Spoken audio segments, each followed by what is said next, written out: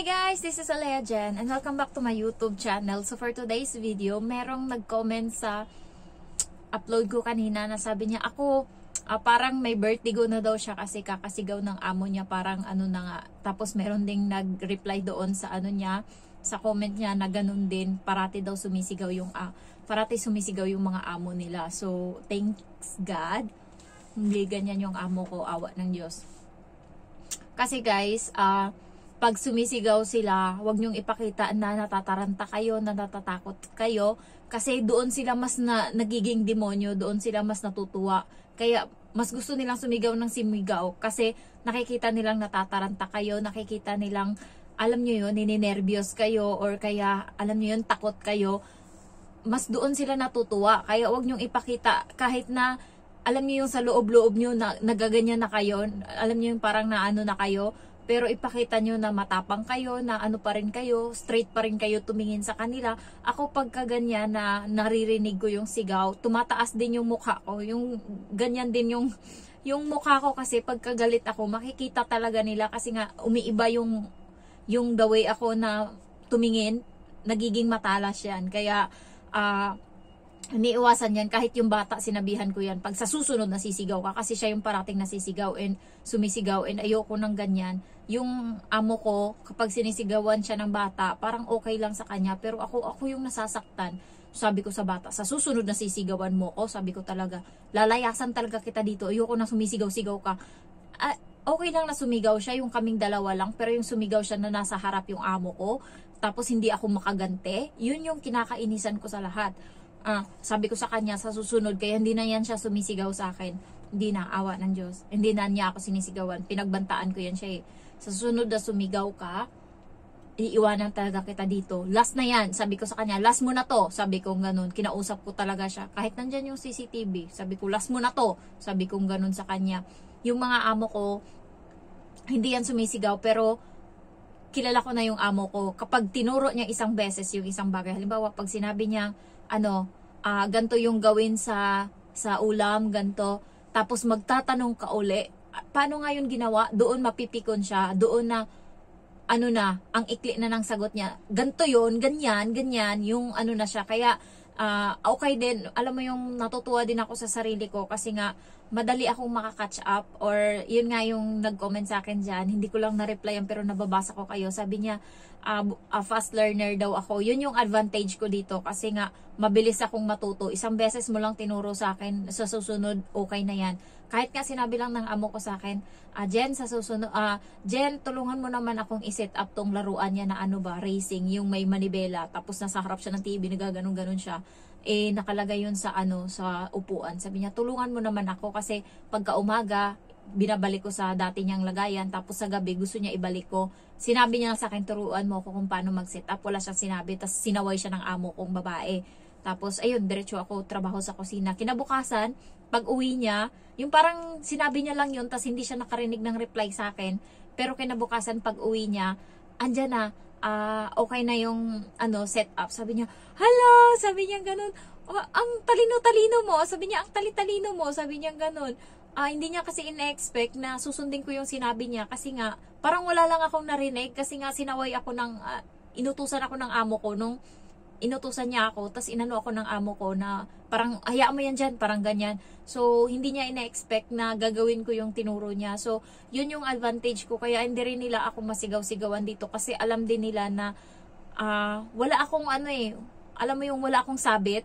Anytime kung gusto kong lumayas, makakalayas ako, wala akong anak, wala akong asawa, wala akong, alam mo yun, mama ko lang yung nagpipigil sa akin dito para hindi makalayas dahil sa bahay. Pero kung tutuusin, alam mo yung kaya ko, hindi ako katulad ng iba na pamilyado na kailangan kong magtiis dahil may anak ako. So ayun yung iniisip ng amo ko, na anytime kung gusto ko, makakaalis ako. Kaya hindi niya ako sinisigaw-sigawan, pero naririnig ko tong amo ko, pag sumigaw to doon sa bahay ng mama niya, malala din pagka nagagalit siya doon, ganyan. Pero sa akin hindi niya, tinatry niyang hindi sumigaw.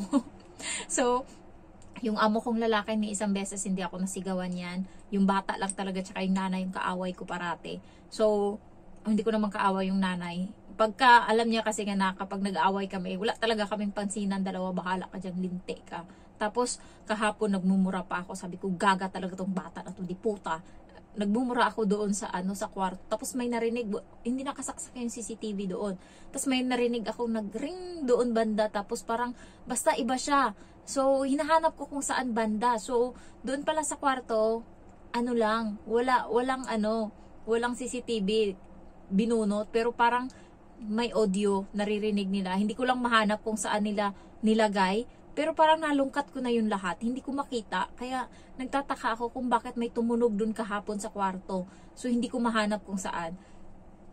And the next is, kapag sinigawan kayo ng amo nyo, kalma lang kayo. Try to calm yourself. Tapos pakita nyo sa kanila na hindi kayo na natatakot, hindi kayo natataranta. Kasi pag lalo kayong natataranta, doon kayo nila ngangaragin, doon kayo nila mas alam nila yung weakness mo. So, ibig sabihin nun, mas doon ka nila titirahin. And yung mga amo dito may mga saltik yan. Kaya hanggat maaari, pigilan nyo yung sarili nyo sa harap nila na mataranta. Kalma lang. Kaya kapag nag-aaway sila, dati nataranta ako nung una. Kasi nga, bago sa akin yung nag-aaway sa harap ko ibang tao. Pero nung huli na, nag-away na sila sa harap ko nito na, kalma lang, bahala kayo dyan. Sige, away kayo dyan. Tapos wala, doon kalma lang ako. Hindi ako makalabas kasi nandun sila sa pinto. So, nag-aaway silang dalawa sa may pintuan ng kwarto ng bata. Yung nanay nasa loob, tapos yung tatay nasa may pinto ng bata. Hindi ako makalabas. Tapos yung bata nandun din. So, nagsisigawan sila. Hindi ko maintindihan kasi hindi ko naman naiintindihan yung salita nila. Pero nagsisigawan sila. And then, hindi ako makaalis. So, wala akong reaksyon. Tapos nung huli, tumayo yung bata, kinuha yung laruan. Ayun na, sabi ko sa bata, nung umalis na yung nanay, yung paalis na yung nanay, sabi ko, sa susunod, sundin mo yung nanay mo, ha? Sabi niya, paano ko susundin? Itatapon niya yung laruan ko. Sabi ng bata, kasi nga, nakikinig to sa akin kapag sinabi ko, nakikinig to. Sabi niya, paano ko susundin? Tatapon niya yung laruan ko. So, kayo guys, kapag sumigaw sila, kalmahan nyo lang.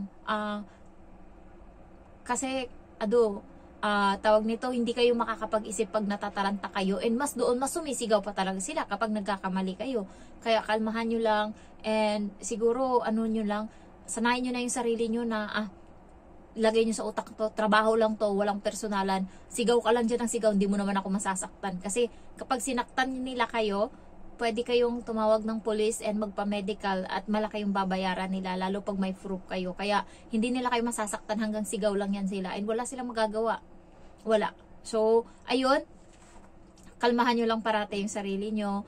Tapos, dito lang ako na magulatin ako dito sa Hong Kong, lalo pag nagtatrabaho ako, tapos biglang tatawagin ako ng amo ko, nagaganon ako, lalo pag sa likod ko siya, tapos biglang nagaganon ako na nakikita niya, nagsusorry siya minsan.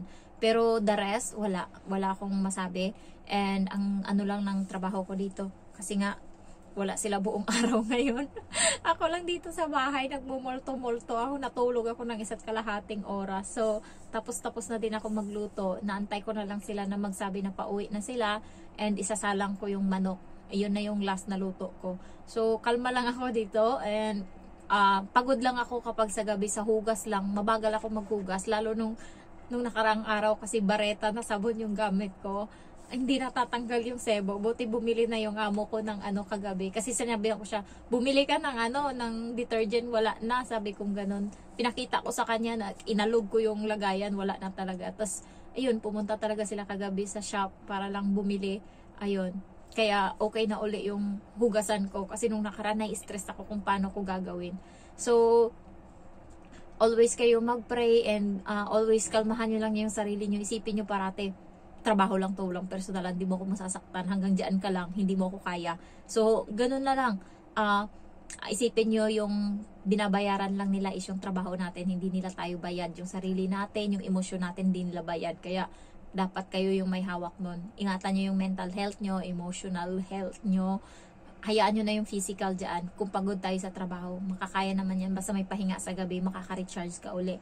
And big factor din kung kapag day off nyo, nakakagala kayo, hindi kayo nagmumukmuk. Kasi nga, para ma-exhale nyo yung lahat ng mga negative. Ayan. So, pero ngayon, ilang na din ako, mag-iisang buwan na din ako hindi gumagala, Charis. Hindi pa pala. 2 linggo pa lang. Pero parang okay naman kasi mas nakakatipid yung hindi gumagala.